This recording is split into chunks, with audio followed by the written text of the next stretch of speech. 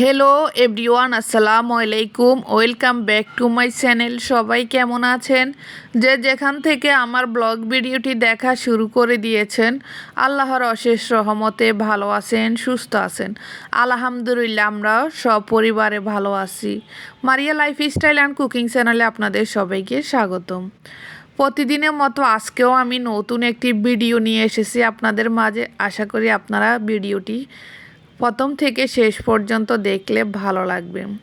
তো এটা আমার গত 2 দিন আগ থেকে করা, 2 দিন মিলিয়ে আমি একটা ভিডিও রেডি করেছি। আমি আগের দিন সন্ধ্যা ইলিশ মাছ ভুনা করেছি। এই যে এখানে বেশি করে পেঁয়াজ কুচি দিয়ে দিলাম, তেল গরম করে, আর দিয়ে দিলাম পাকা কাঁচামরিচ। এখানে সবগুলো কাঁচামরিচে পাকা, কারণ আমি কারণ বাজার থেকে মরিচ এনেছি, ওখানে বেশ কিছু মরিচ পাকা ছিল। তো আমার মা মরিচগুলো আলাদা করে নিয়েছে। আগে পাকাগুলো শেষ করে ফেলতেছি, না হয় এগুলো নষ্ট হয়ে গেলে একটার সাথে আরেকটা লেগে সবগুলো মরিচ নষ্ট হয়ে যাবে, এজন্য। তো এখানে সামান্য আমি রসুন বাটা দিয়েছি। ইলিশ মাছের মধ্যে আবারই মশলা বেশি দিলে ভালো লাগে না। তো এখানে হলুদ গুঁড়া, মরিচ গুঁড়া দিয়ে দিলাম। দেওয়ার পরে এটা আমি 5 মিনিট তেলের মধ্যে ভেজে তারপরে পানি দিয়ে কষিয়ে নিব। যদি ইলিশ মাছে বেশি মশলা দেওয়া পড়ে তাহলে ইলিশ মাছের আসল স্বাদ ঘ্রাণ চলে যায়, এজন্য সামান্য মশলার মধ্যে ইলিশ মাছটা রান্না করতে হয়। অন্যদিকে আমি ফ্রাই প্যান দিয়ে দিলাম। ফ্রাই প্যানের মধ্যে গরম মশলা, এলাচ, তেজপাতা, লবঙ্গ দিয়ে তারপর আমি দিয়ে দিলাম পেঁয়াজ কুচি। আমি আর ফ্রিজে কিছু মুরগির পা আছে, সেগুলো খেয়ে শেষ করে ফেলতেছি রোজার আগে, কারণ রোজার মধ্যে এগুলা খাওয়া যাবে না বা খেতে চাবে না কেউ, এজন্য আমি আগে শেষ করে ফেলতেছি। রোজার পরে আবার অনেক দিন হয়ে যাবে, খেতেও ভালো লাগবে না। তো এখন যেহেতু অবসর টাইম আছে, তো আমি মিলে পাগুলো পরিষ্কার করে নিয়েছি। নিয়ে এখানে যে রান্না বসিয়ে দিয়েছি, 2 চুলার মধ্যে 2টা দিয়ে দিলাম। তো এখানে যে মুরগির পায়ের জন্য আদা আর রসুনটাকে আমি একটু ভালো করে কষিয়ে নিচ্ছি তেলের মধ্যে। আমি যখন এই যে ভিডিও করতেছি রান্নার, তারপর আমার মেয়ে এসে আমাকে অনেক নাড়াচাড়া করতেছে, কারণ ওকে মোবাইলটা দিয়ে দেওয়ার জন্য, ও মোবাইলে টিকটক দেখবে, এজন্য আমাকে ভালো মতো ভিডিওটা করতে দেয়নি। মোবাইলের জন্য অনেক চেঁচামেচি করতেছে। পর ওর নানু ওকে বুঝিয়ে শুনিয়ে নিয়ে গেছে। এখন আমি যদি ওকে মোবাইলটা দিয়ে দিই তাহলে আমি কিভাবে ভিডিও করব, এজন্য ওকে আমি দিতেও পারিনি। তো এখানে আমার মাছের মশলাটা কষানোর পরে দিয়ে দিলাম টমেটো। মাছটা আমি দিয়ে দিচ্ছি। মশলাটা যখন সুন্দর ঘ্রাণ ছড়াতে শুরু করলো, তখন মাছগুলো আমি ঢেলে দিলাম।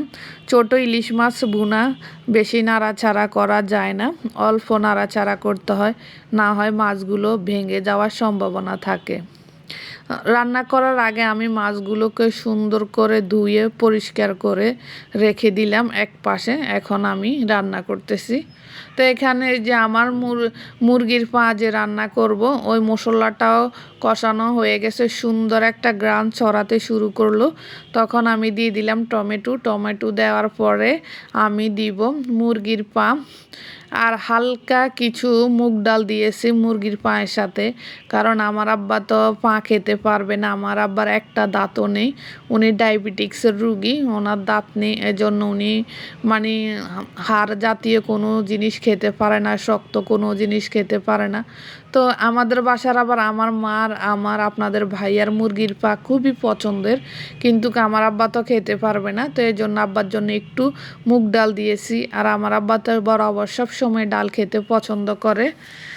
তো এখানে এই যে সুন্দর করে আমি আপনাদের ভাইয়া 2জন মিলিয়ে রান্না করতেছি। রান্নাটা করতাম নিয়েছি প্রথমে আমি, পরে আপনার ভাইয়া এসে মাঝে মাঝে আমাকে একটু সাহায্য করতেছে।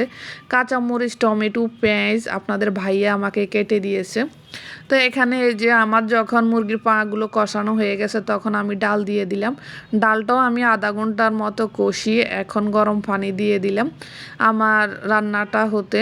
আর এদিকে আমার মা আমার কিচেনের জারগুলো, পুরো কিচেনের প্লাস্টিকের, স্টিলের জিনিসগুলো নামিয়ে একে একে ধোয়া শুরু করে দিয়েছে। রমজানের আগে কিচেনটা পরিষ্কার পরিচ্ছন্নতা খুবই গুরুত্বপূর্ণ, কারণ আমি খাবো আর রান্না করব তা তো হবে না, বাসারও তো অনেক কাজ করতে হবে।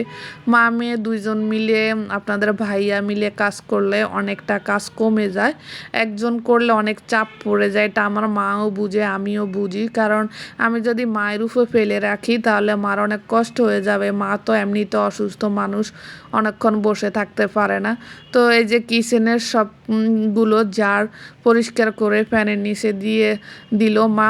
এগুলা শুকিয়ে গেছে পুরো রাত ভরে। পরের দিন এখন সকালে আবার শুরু করলাম ভিডিওটা আমি। এই যে পরের দিন এগুলো সবগুলো শুকানো শেষ। আপনাদের ভাইয়া আর আমার মা মিলে আগের দিন বিকেলে আমাদের রোজার মুদি বাজার নিয়ে আসছে, মানে যা যা লাগবে। আসলে আমি লিস্ট করি ফাটাইনি, ওনারা মনে করে করে আনছে। তো এখন দেখি দুই একটা জিনিস বাদ পড়ে গেছে, সেগুলো আবার আনতে হবে। তো এখানে আমার এই যে আমার 1 মাসে রোজাতে যা লাগবে সব কিছু আনা হয়েছে। এর মধ্যে লাগলে দুই একটা আনা যাবে, তবে বড় বাজারটা শেষ।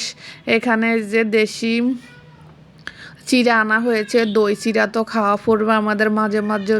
আমরা ইফতারিতে দই চিড়া খাই। এখানে যে মুগ ডাল, মুসুর ডাল, ছোলা, বেসন, চাউলের গুঁড়া, পাউডার, দুধ, লবণ, চিনি, তারপরে হচ্ছে কিচেন টিস্যু, মুরগির মশলা, সাদে মশলা, তারপরে হুইল পাউডার, গোলমরিচ, জিরা, পাতিল মাজা, ছোপা, তারপর বাদাম, ইসবগুলির বুসি, টোকমাই, তারপর পান সস, সয়া সস, হলুদ গুঁড়া, মরিচ গুঁড়া, আর তারপরে হচ্ছে চা পাতা একবারে যাবতীয়। তারপরে হচ্ছে গিয়ে আমার পান সস, সয়া সস, ভিনেগার, তারপরে তেল। তেল আমার অলরেডি 5 কেজির 1 গ্লান আছে, এর মধ্যে আমার মা একটা নিয়ে এসেছে। রমজানে তো ভাজা পোড়ার মধ্যে তেলটা বেশি লাগে, তেল আমার অনেক যায়। কারণ আমরা তো আর একা খাই না, অনেক মানুষদেরকে নিয়ে আমরা রমজান ইফতারি করি, বা ভোর রাত্রে অনেক মানুষকে বলি খাওয়ার জন্য। তো এখানে যে আমার মা প্রথমে বেসনগুলোকে চেলে নিচ্ছে, এর সাথে আমি সব কিছু মিশিয়ে নিব। আমার মাকে আমি বলবো মিশানোর জন্য। এখানে যে চাউলের গুঁড়াটাও দিয়ে দিলাম, 2 কেজি বেসনের সাথে আধা কেজি চাউলের গুঁড়া, হলুদ গুঁড়া, মরিচ গুঁড়া, লবণ, বেকিং পাউডার, সব কিছু মিশিয়ে আমি রেখে দিব। এর মধ্যে আমার মেয়ে দেখেন এখানে একটা প্যাকেট ছিঁড়ে ফেলছে, আটার না ময়দার।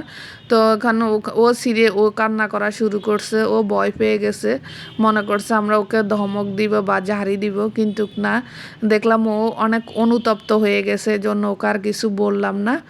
ও কান্না করতেছে, পর আমি ওকে কোলে নিলাম। এদিকে আমার মা আমার বেসনটা রেডি করে রাখতেছে। রমজান আগে যদি এই কাজগুলো করে রাখা হয় তাহলে অনেক কাজের চাপ কমে যায়।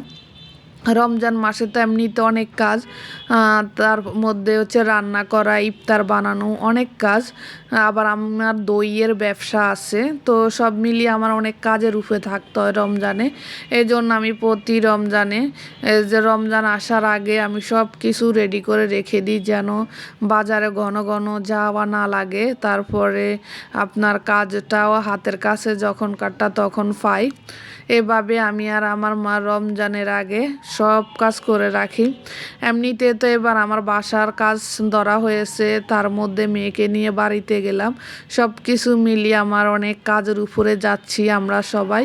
এদিকে দেখেন আমার সব কিছু আমরা মা মেয়ে মিলে সব কিছু গুছিয়ে রেখে দিয়েছি, শুধু এখন যেখানকারটা সেখানে রেখে দিব। শেষ আমাদের 1 মাসের কষ্ট একদিনে শেষ করে ফেললাম। এখন আর প্রতিদিন এগুলো নিয়ে চিন্তাও করতে হবে না, আর এগুলো আনা লাগবে না বাজার থেকে। তো এর মধ্যে বিশেষ কাজে একদিন সোয়ারিঘাট মানে সদরঘাট গিয়েছি, তার মধ্যে সোয়ারিঘাট তো পাশেই। 1 কেস আপনার 1 কার্টন খেজুর এনেছি 3 কেজির। আমাদের বাসায় খেজুরটা অনেক লাগে, কারণ আমরা সবাইকে নিয়ে ইফতার খাই, অনেক মানুষকে দেওয়া লাগে। তো ওনারা আমাদের খেজুরটা কার্টন করতেছে, এদিকে আমি ঘুরে ঘুরে দেখতেছি অনেক খেজুর এখানে। আজকে তাহলে এ পর্যন্ত প্রিয় ভাইয়া আপুরা, আসসালামু আলাইকুম। সবাই ভালো থাকবেন, আল্লাহ হাফেজ।